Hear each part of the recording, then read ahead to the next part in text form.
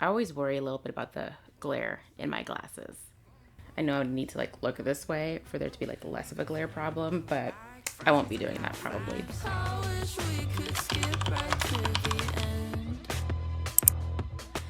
My name is Dami. I'm a writer, and today I'm going to be answering some of y'all's questions about querying. I put a little like community post, I think that's what it's called, on YouTube, asking like what are y'all's questions about querying. Ask the Discord as well, like any questions about querying, I'll answer.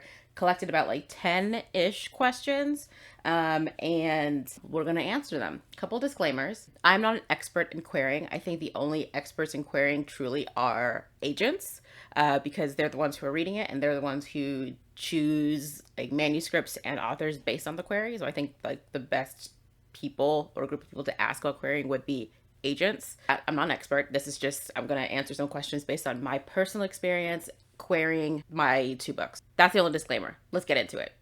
So background about me as a writer. I have queried twice. My very first book that I queried is called Children with Gifts, and it's coming out this year. And I queried it for about a year-ish. I have another video about like the querying process and my querying journey and getting an agent, and I will plug and chug them around. The very first book I queried, Children with Gifts, I queried for about a year. I did not get an agent with that manuscript, but I did get a publishing deal with a small indie press. The second book that I queried is The Sun Has a Shadow. That book I was able to acquire like agent representation, and like I said, I do have videos about my querying process and finding representation, and I will plug and chug those videos in the description box. So that's my background. So I've queried twice, and so this is my experience, and I will be sharing it via these questions. First question, how do you build your query list? How do you find agents in your specific genre? So when I was querying, or actually even now, I would recommend manuscript wishlist. I don't know if it's mswl.com or manuscriptwishlist.com. I will have links to everything I talk about like in my bio, or in the description box. So a manuscript wishlist is an agent's kind of like, what is an agent looking for? And that's basically like their wish list. Like, I'm looking for fantasy and science fiction and literary in the adult spaces. Sometimes agents' manuscript wish list is pretty detailed, like very detailed, like down to like tropes that they prefer. Another place I would also recommend would be Query Tracker. Twitter is a really great place as well. I will not be referring to it as X, it's Twitter. Let's be so real. The author community is pretty big on Twitter. I think that, and with Elon Musk taking over and it becoming trash, there's been a big push for Blue Sky, and I do think the author community on Blue Sky is also pretty robust. On Twitter, once a week when I was querying, I would actually go on Twitter and I would search up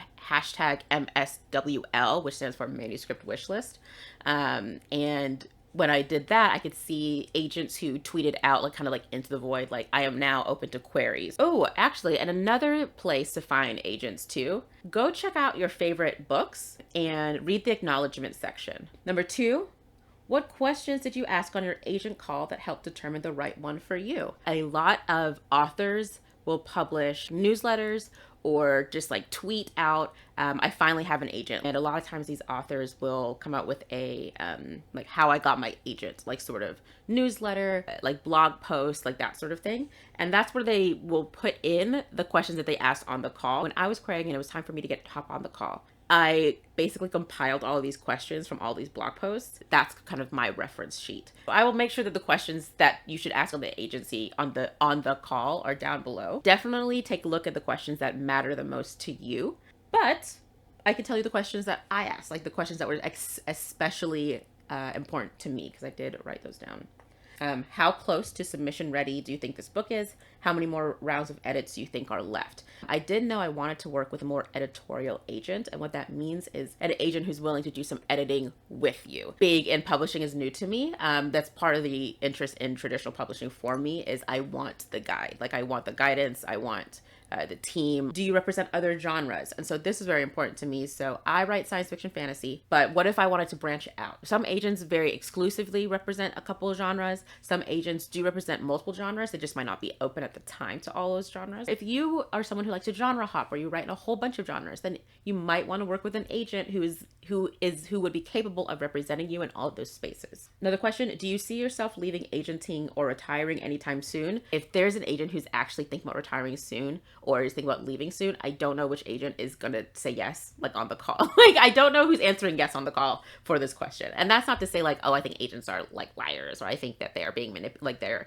that's lying, like whatever. But in the same vein, you don't tell your current job that you're looking for another job, right? Like I think that's just like looking out for yourself like a normal human being. But I think it's worth asking. And more importantly, I think a better question to actually ask would be, if you were to leave agenting, what happens to me? Would I be passed off to somebody in the same agency? Would you help me find another agent? Or would I be back in the query trenches like all over again, like starting from scratch? Next question. If you query batch, how do you decide how to group them? Query batching, and I think honestly there's like low-key like different definitions. I think if you ask different people, they'll say something else in terms of what query batching means. But to me, querying in batches means groups of like 10 or so, like plus or minus a couple agents at a time, versus querying as many as possible like instantly. The idea is that you should not query until you're absolutely ready, like until your submission pack or until your query package is totally ready and your manuscript is super polished. I think the downfall of this advice is, frankly, your first couple of queries are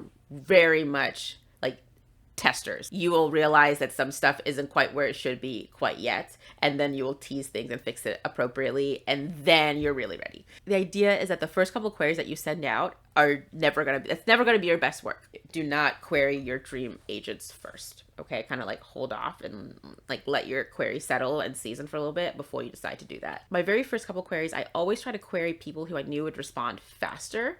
And if you have a query tracker account, which I do recommend, I think it's $25 a year. But if you have a query tracker account, you can actually see statistics in terms of how quickly agents respond, because then I would get my feedback fast. And so if people were requesting more pages, I would know sooner rather than later. So I knew that my query was on the right track. Next question. Were you ever ghosted on a full? I'm hearing about that happening lately. Any thoughts on ghosting in general? I don't think I was personally ghosted on a full. Yes, it does happen. Yes, it happens often. People do get ghosted on fulls. It happens a lot. People get ghosted on queries. It happens a lot. People get ghosted on partials. It happens a lot. I personally think it should not be happening. It does. I understand that like agents are busy. They can't get back to everybody. If you're so busy, then close your inbox. Yes, people are getting ghosted. Do not take it personally. My opinion is that it shouldn't really be happening. It does though. That's all I got. I've joked about this a little bit in the Discord, but like I cannot be out here in these streets like saying my full opinion about some things. I'm like the wrong color to be doing that. Okay, so I will always be honest here. Okay, that does not mean I'll be giving you my full of anything. Okay, so like, don't get it twisted. I will be honest in whatever I say. I will not be dishonest in what I'm saying. I might not give you the full truth. Okay, for example, do I have stronger opinions about agents ghosting? Perhaps. Yes. Will I be sharing them here? No.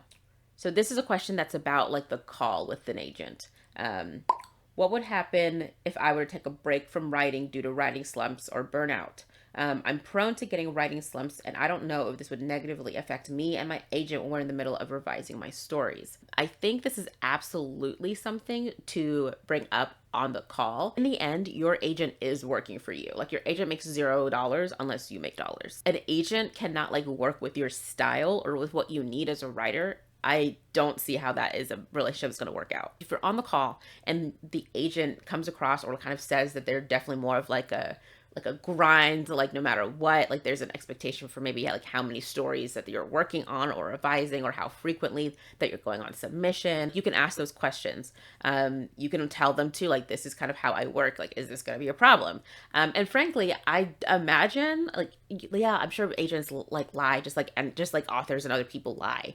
But I imagine an agent will be honest about that, because if it doesn't work out, then you won't be able to write and produce art, and they won't be able to represent you, right? Like, I don't think an agent is going to work with you if like you clearly don't work well together. In my case, my agent, for example, was like kind of told me like timeline expectations to a degree. And it was basically, there are none really, other than if you're sending me a story, or if you're sending me like a whole manuscript to look at, whether that's revisions or just take a look at or whatever, just give me 2 weeks notice. That way I can kind of clear my schedule so I can prioritize it. She's like, there is no timeline for like I don't have a time constraint or like a timeline for your next project. I don't need it by a specific date. Just give me 2 weeks notice when it's done. Maybe other agents are like different, and kind of there is an expectation that you're producing more art. Definitely just be open on the call. What was the average response time that you observed? It so varies. There were a few, very rare, but maybe like 2 agents who were able to send me a rejection like by the end of that day. I think the fastest response times were within like a week. I think the longest I would see was like 6 months. So the response time is so vast. Like, I don't even think an average is helpful because there's so many outliers. Honestly, I don't think it's as helpful to think like, what's the average? Like, if I were to average up the numbers, I don't think that number would be helpful, because there are so many people who fit into like a week and so many people who fit into like 6 months. I don't think most people respond within a month. I think it was more outliers. Like, I think people were either on top of their inbox or not on top of their inbox. Like, there's no one in the middle. People either were down here or up here. An average of 3 months, sure. What kept you motivated through the hardest parts? Not getting what I wanted. I said I came in here looking for an agent. I wasn't leaving until I found an agent. I am so stubborn. Like, if someone tells me, no, you can't do it, or that's impossible, there's no way, I'm like, and I took that personally. Like, that's how I function. And I took that personally was like, it would be the title of my memoir. When I'm not seeing the outcome, that's when I will try harder. My goal is to traditionally publish because I do not have the capabilities to self-publish at this time of my life. Like, that's just not something I can invest the time, resources, energy into at all. So I was gonna be back in these streets if I didn't find an agent with this last manuscript. That is what kept me motivated. And the last question was that I have here is, how many agents were on your list to query? I had a list of people I wanted to query, but that doesn't mean like that wasn't the end of the list. Like, I would discover new agents like over time, like through Query Tracker or Manuscript Wishlist or through Twitter. I'd be like, oh, I haven't even like heard this agent, or I hadn't considered this agent. It was like a rolling submission for me. Okay, like people were added onto the list of agents I wanted to query, like throughout my whole querying experience. So I queried in total over 100 agents each time. So with Children with Gifts, I queried over 100 agents. Okay. And in the end, I went with a small press, right? So in the end, I went with a small press. For my second book, The Sun Has a Shadow, I queried, I think it was over 100. This I can actually double check. Oh, actually less than that. So my second book, I queried 96. So basically 100. I'm not in the literary space, right? Like, I don't write literary fiction, contemporary, I don't write romance. And so I have no idea like how many agents are available or how many agencies are available like for those genres, right? I can only really speak to the young adult space, science fiction, fantasy space. Science fiction, I think might have like the smallest pool of agents, honestly. And frankly, I think a lot of agents say that they rep science fiction and fantasy, but like they mostly mean fantasy. And if it's sci-fi, it's like super, super, super soft sci-fi. But there's a lot more agents who honestly represent fantasy versus like science fiction. I think the science fiction pool might be the smallest, like maybe literary. I'm not super sure about literary fiction. I don't know anything about the literary fiction space. As for if you are querying in the fantasy space, there are more than 100 agents for you to query. That I can't say. So if you write fantasy and you've queried like 30 or 40 agents and you're like, no, I haven't found an agent yet, respectfully and with love, do more in the young adult or adult space. So don't be in here, I queried 30 people and the cute. Girl, keep going. Yeah, those are all the questions. I did like kind of group questions together. Like, I got a lot of questions about like what to ask on the call. Like I said, I ain't no expert. I've queried twice. That does not make me an expert. If you're looking for more tips and tricks, like follow agents, Twitters, and that sort of thing. Another thing too, like even with agents, not all advice is for you. If not all the advice that I gave is for you, even if you're querying fantasy as well and you're interested in traditional publishing and we write the same stuff. Use your discernment. If there's stuff I've said today that you are not resonating with, that you disagree with, you should actually comment on the comment section below if you disagree with anything, because maybe other people disagree, and then you guys can have conversation about what you would do instead or differently. But if my advice is not for you and you are not like jiving with it, that is okay. There's nothing wrong with you. If you have other questions or you want me to elaborate on something and I did not answer that question in this video, comment below and I will try to answer it in the comment section instead. Announcements. My book, Children with Gifts, plug.